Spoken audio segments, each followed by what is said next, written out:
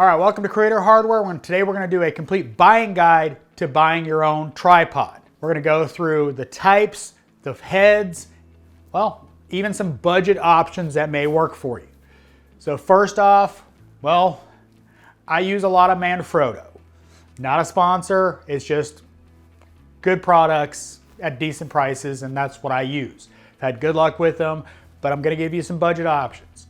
A tripod, well, is going to have 3 legs, hence the name tripod. All right, so let's talk, well, some subcategories. Monopods. Monopods are basically a stick that extends.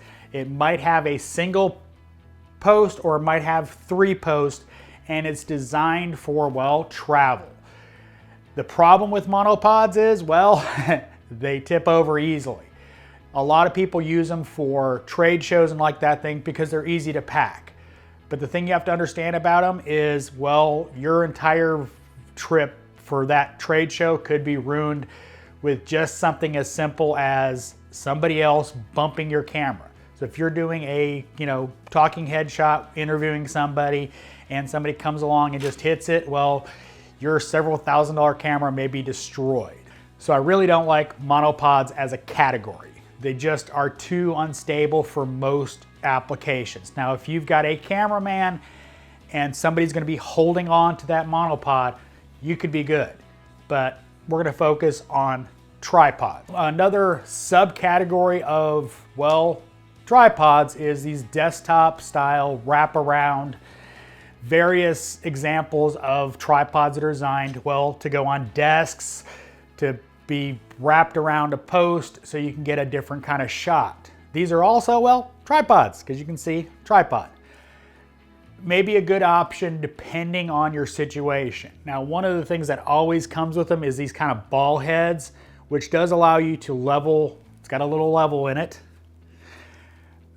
And it allows you to actually level your camera so you can get the shot you need. Now this, again, is a Manfrotto 190X, and this is one of the things I absolutely love about it. Because open them up, and they come out smoothly, making setup a lot faster. A lot of the more budget options, well, that is one of the issues. The longevity of them is, well, less. For many years, I used a Amazon Basics tripods. Had a couple of them. And while they worked, they had some drawbacks. So as long as you're okay with the drawbacks, they work great. The heads on them are not gonna be conducive to, well, doing shots like this because they're very stiff, very kind of juddery. It's kind of an interesting shot. And the legs, the locking part of it, always held. I never had a problem with them locking, but they were always they didn't work real well, is the best way to put it. They kind of wanted the little plastic wedge thing that they used to lock them, came out on one of them. They never were very smooth. And other than those kind of problems, it's a good option. If you're doing a static shot like this, camera set up, you're gonna leave it set up, buy it and never worry about it again, because it will very much be a workhorse for you. But if you're going to tear it down every time you make a shoot, it's gonna wear out, but they're cheap. So it still could be a good option. But the biggest problem I had with them was, well, the camera head. The camera head just never was able to get kind of good, nice articulating shots because the head is just not good. It's important to pay attention to the actual height of your tripod when you're purchasing it, because nothing worse than spending several $100s on a tripod and, well, you can't get the shot you want because it doesn't go high enough. So that's important.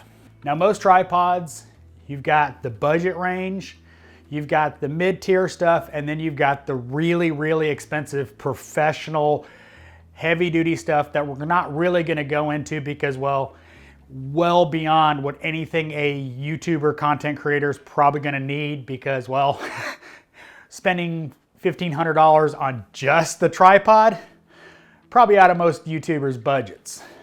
So we're gonna focus on more budget-friendly, more average-priced tripods. Now this Manfrotto is the model 190X, and I actually own 3 of these.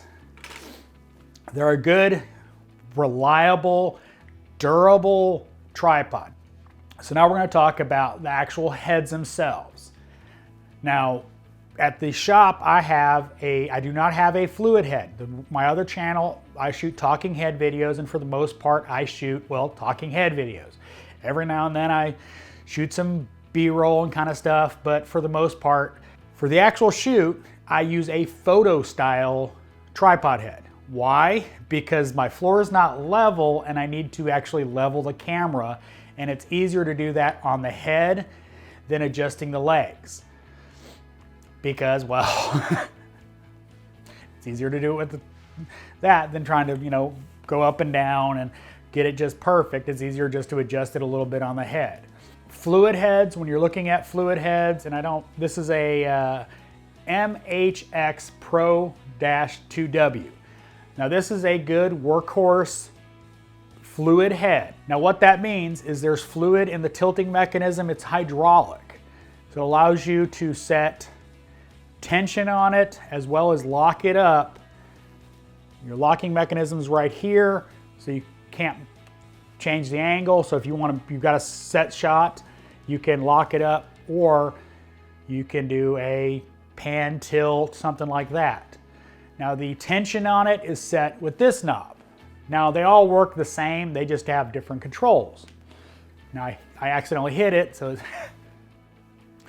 now ideally you want to set so you can adjust it with a fingertip. Because if you have to go pushing down on it, you're not going to get a smooth shot. You're going to get and it's going to look jittery.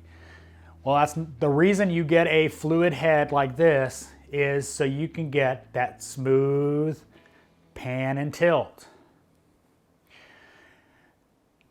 Now, one of the things you have to understand about fluid heads is the weight rating. Now, this mount is for standard DSLR mirrorless cameras. And I used my Blackmagic fully kitted out with it, and it's too heavy. I knew it was going into it. I had a Manfrotto higher end cinema camera style base that's heavier duty, has more adjustments, and well, works better with a heavier camera like a kitted out Blackmagic. Now my Blackmagic, before I added the battery pack, worked fine on this. I used it for, well, a long time doing my Blackmagic. But when you're speccing out a fluid head, you need to look at a lot of those kind of things. They will all have weight ratings, and if you don't have enough weight rating for the camera you have on there, well, it does that. If you're trying to do that shot and you get it where you want it, you should be able to let go of it. I've got the tension where I want it, the camera stays where it should. That's the advantage of a fluid head, is you can sit there and adjust it, and you don't have to worry if you have it set right where it's gonna land. It's gonna stop where you stop, and it's not gonna slide up, slide down. And that's the great thing about fluid heads. You can get those buttery shots easily. You know, make yourself look professional making videos. You know, unlike my videos where I'm an amateur. Now I upgraded the fluid base for my Blackmagic because of that weight issue. Well, with this base, it was just too much. And well, the camera kind of hung off a little awkward because, well, small little base, big long camera. Now the higher end cinema type mounts have a sliding type mount. So it slides in, so it's about that long compared to that. So it supports it much better. Getting any heavier duty than the mount I've got, you're getting into full-on cinema gear. Cinema gear is going to be extremely expensive and not recommended for anything unless you're doing FS9s or, you know, really expensive cinema cameras. If you're not doing that kind of stuff, the stuff I've recommended from Manfrotto will work fine. It's all really good stuff. My main base at the shop has been going several years now, as long as my A6400, because that's when I bought it, because I bought that from B&H. But all this stuff is, well, just bulletproof. You know, there's plenty of more budget-friendly brands out there than Manfrotto. I just don't have experience with them. The only one I have experience with is Amazon Basics. And I already said about that would make a good choice as long as you don't tear it down a lot. If you just put it up and go and you don't care about, you know, getting B-roll shots, it's a great tripod. Well worth the money. So as always, hit record, hit upload. Thanks for watching. This is Creator Hardware.